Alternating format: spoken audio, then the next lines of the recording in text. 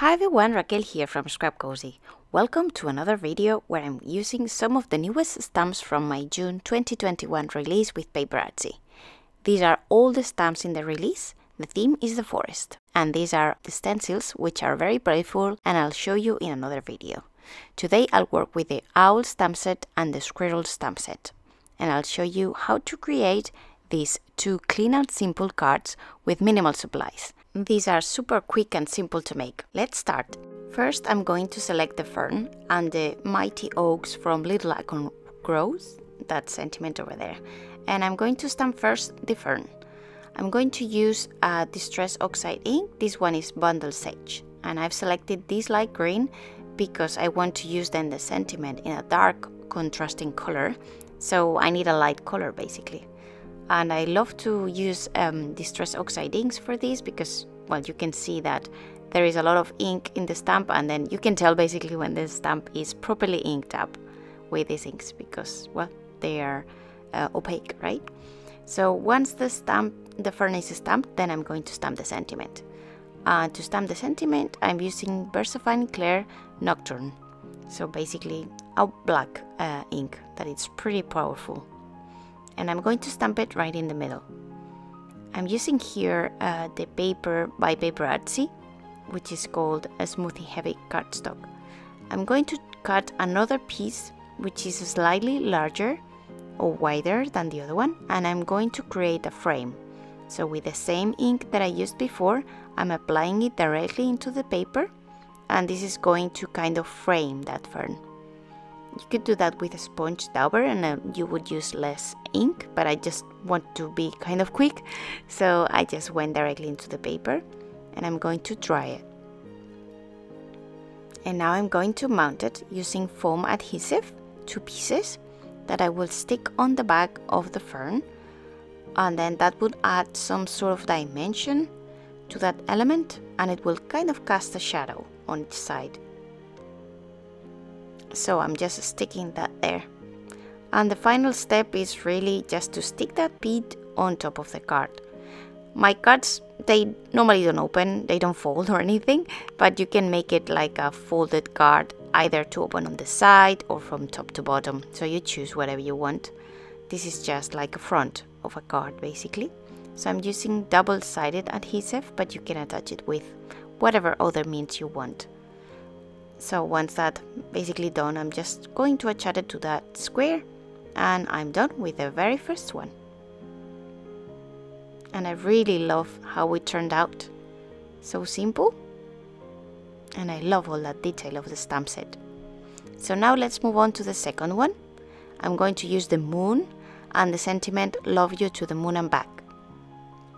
And I'm using the same sort of, well, procedure. So I'm going to stamp on the little piece the first element. This one is going to be the moon. And here I'm selecting a gray ink.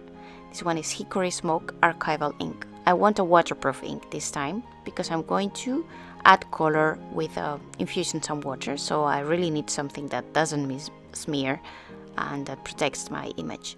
And I'm going to use the black just by rock and rolling the ink pad on the sides. So I'm just making sure that I touch slightly the edge of that moon because I want it sharper. So it's going to be black, okay? And the inside is going to be gray. So I'm going to stamp that there. And now that it's stamped, I'm going to add some color. No, first I'm going to stamp the sentiment. So I'm using the same black ink color, and I'm going to stamp the "Love You to the Moon and Back." You could directly stamp these on the middle of the moon and it would also look great, but I decided to put it on the bottom. So now some black night infusions over there and some water. I'm testing the color there. So I just want a gray for my moon, and I'm just adding the color over there. So this is like a very quick watercolor technique.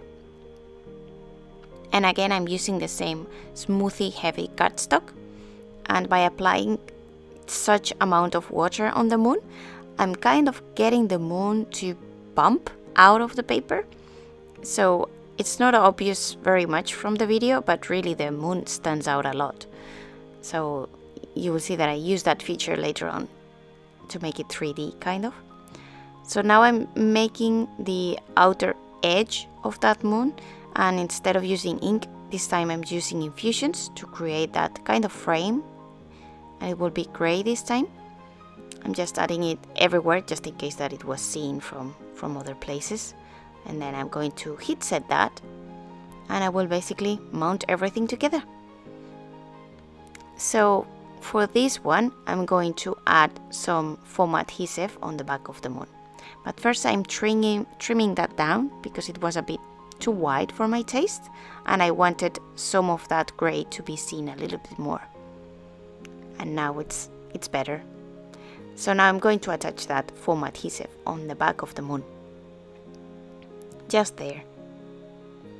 And then I'll add regular double-sided adhesive on the other 4 sides of that paper, and I'll stick that on the gray piece, and in that way the moon will kind of stand out a little bit.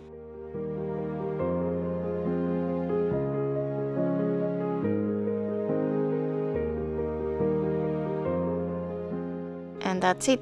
So now that I have that piece, I'm going to attach that on the square piece, and this time I'm adding some foam adhesive, so then I'll kind of have some shadows on each side of the gray part. But you could mount it flat if you wanted to send this over the post and you didn't want to add too much volume. So that's how it turned out, and I'm going to show you a little bit in the video how the moon kind of stands out a little bit. I don't know if it's pretty obvious, but really if you hold the card you can see that it's standing a little bit, and I love all that detail from the moon. It's so nice. So that's all really. The 2 cards were very simple, very quick to make, as you can see, and you can, well, repeat that with different color inks and different color of infusions, so you can create like a series of them, and they look very nice and they're super simple to make. So I hope you had fun and you liked these 2 cards. If you did, please give me a thumbs up and consider subscribing to my YouTube channel if you are new. I'll put a couple of videos for you to check if you want and you're interested, and I'll see you in the next one, okay? Thanks very much for watching. Bye!